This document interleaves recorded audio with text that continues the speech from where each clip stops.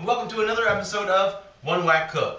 And this episode is going to be epic gravy, and we're going to start off with, I have here about 1.5 pounds of ground turkey, and we're just gonna saute this in a pan. And psych, what we're actually going to use is, we've got some chopped bacon, we've got some chorizo, and we've got some Jimmy Dean sausage. The holy trinity of pork products.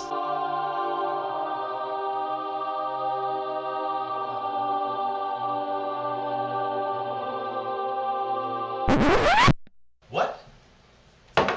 If you don't know what Jimmy Dean sausage is, well, you might not be an American. And I'm proud to be an American, where at least I know I'm free.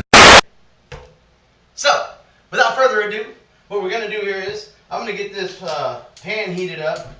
And this is just a regular old, like a skillet style, right? It's about a 2-inch tall. You can use a pot, like a big pot, but with all the things that we're going to be sauteing and cleaning up, it's going to be better off to go with something that's a little bit larger and a little less deep. So, I'm going to, also what I'm going to add to this is I have a half an onion, about a 1/4-inch dice on that. I've got roughly 8 garlic cloves, just roughly chopped to a chop mince. And just so you know, this is a garlic clove. The thing that attaches all around them is a head of garlic. Aaron. Okay, so once this heats up, there's no need to put any oil or anything in the pan because this beautiful pork trio is going to give us enough oil that we're going to need to get our roux started. So once that's heating up, I'm going to go ahead and add the bacon in. Get that in there. I'm going to cut open the Jimmy Dean sausage.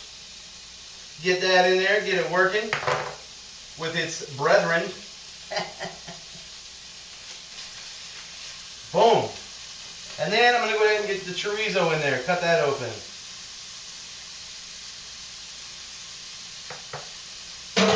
And now chorizo is kind of spicy. I just had the regular Jimmy Dean sausage. I'm not a huge fan of spice, but I like a little bit. So if you want some extra spice, you can pick up the Jimmy Dean extra spicy and go that route. But you can always add some red pepper flakes or whatever you want later in the dish after you get to the tasting. So I'm going to wash up my hands. We'll get this sauteed, and well, yeah, I got raw shit on my hands. You want to get sick? Well, maybe it'll just be me getting sick because I'm eating it. So. Hi! So, this has been sauteing for about 5 minutes now on a medium to a medium-high heat. So we're just going to keep stirring this around, and about this time, when it starts to look like the sausage and the chorizo start to firm up a bit, go ahead and add your onions, add your garlic, and we're just going to sweat those down a little bit. They don't have to be caramelized, so it's not really necessary, but you do want to impart the flavor of both into your meats.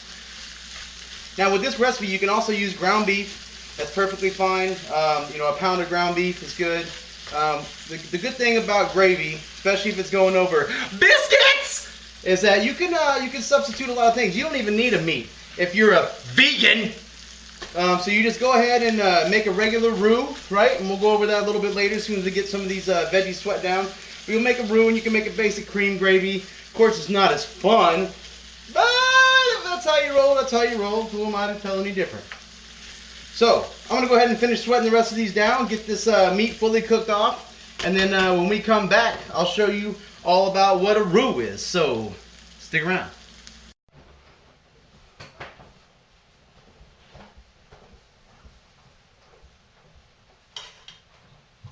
Okay, so I went ahead and I transferred our pork trinity to a larger pot, because now we're going to start adding our flour for our roux, and then we're going to add our heavy cream and our milk to make a wonderful, magnificent, epic gravy. So, we got some flour. We're going to add that in here. Just a couple tablespoons full. We'll go 3 or 4. Now, the ideal roux is equal parts fat and flour. Now, fat being oil, butter, or as we have here, the grease coming off of the chorizo, the sausage, and from the bacon, that will be well enough.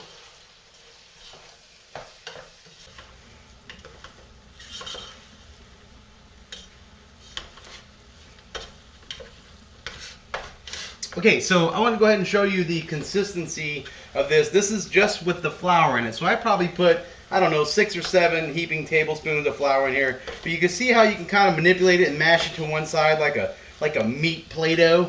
Oh man, what a great idea. So anyhow, that's the consistency you're looking for.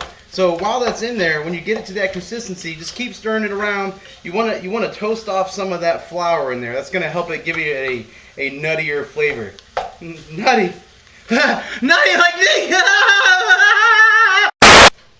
Okay, so we got that toasting off. We got our, boom, heavy whipping cream. And we got our, 2% low-fat milk. If you don't have any heavy whipping cream, you can use just any kind of milk. I like to use some whipping cream because it helps it give it a richer texture, a little sweeter flavor. You can definitely tell a difference. But if you don't have it, don't worry about it. And you can go just straight all whipping cream if you want. However, that gets a little too heavy for my taste. So I'm just going to add some heavy whipping cream.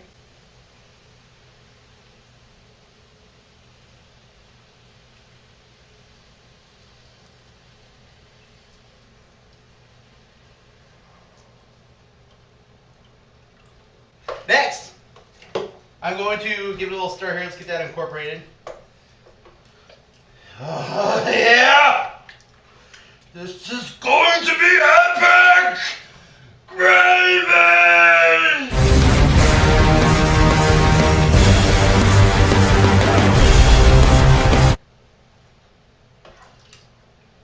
So, now, get some of this skim milk over now. Add some of that. Now, don't worry about if it's not thick right off the bat. It's not going to be. Right now, I'm at a medium-high heat, right? So just keep stirring it. Keep stirring it, and is there exact measurements? Yes, but gravy is very forgiving. It's one of those things that as you get going, if it's too thick, then you add more milk. If it's not thick enough, well, then you just fucked up. So I'm going to keep stirring this, and while that's going, this will probably take about 10 to 15 minutes. So a good idea is go ahead and get your oven heated up. Grab your canned biscuits, or if you're feeling, motivated, dedicated, downright constipated. No, wait. Motivated, devastated, downright felicitated. No, that's not it either. Anyhow, if you want to make your own biscuits, I highly encourage you to do so because it's going to make this gravy even more epic! So one thing that I want to show you that's important, I want you to see the consistency of what this should be. So you see how slowly those pork trinity bits just slide off of there? You don't want it too thin, you don't want it thick, you don't want it like Play-Doh, right? So that's really important. The consistency of a gravy should be, everybody's differs, obviously, but you don't want it too thin, and when little bits can cling to just a spatula like that, that's kind of the ideal consistency. So keep stirring. That took me right at about 15 minutes of constant stirring. So pork trinity, or epic gravy!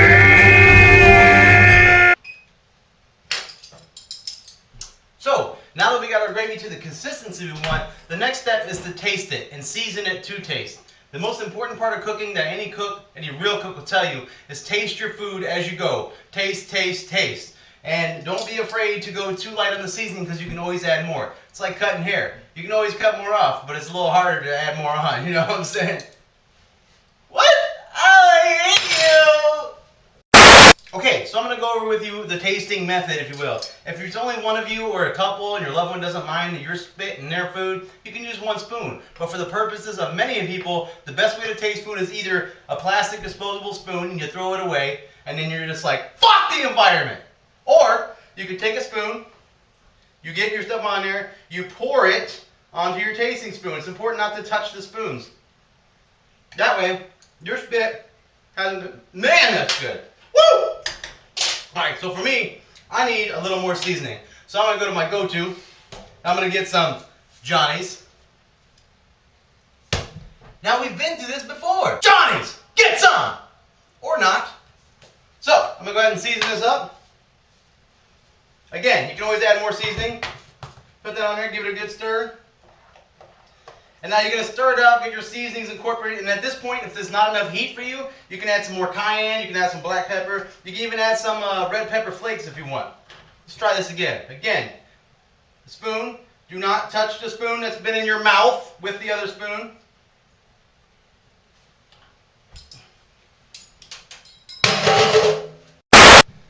So, we got our biscuits, we got our gravy.